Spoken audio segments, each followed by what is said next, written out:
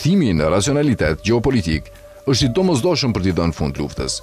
Supozimi se shkatrimi në rritje do sjellë fitore të shpejt është thellësisht i gabuar, vlerëson Davutoglu.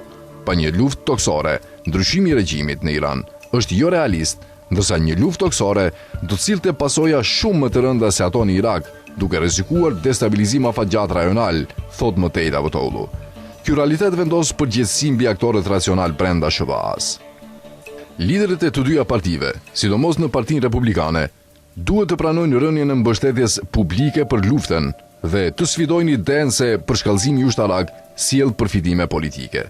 Irani gjithashtu duhet të rishikojë strategjinë e tij rajonale. Mbështetja në rrjete përfaqësuese për ndikim në kryeqytete si Bagdadi, Damasku, Beiruti dhe Sana ka rezultuar kundërproduktive, duke krijuar dobësi. Qëndrueshmëria reale kombëtare nuk vjen nga kapacitetet bërtamore, por nga legitimiteti i brendshëm, mirëqenia ekonomike dhe siguria e qytetarëve. Sipas Davutoglut, për vendet e gjirit implikimet janë po aq të thella. Mbështetja e gjatë në garanci të jashtme sigurie ka rezultuar të pamjaftueshme. As prania ushtarake amerikane dhe as rritja e shpenzimeve për mbrojtje nuk kanë parandaluar paqëndrueshmërinë.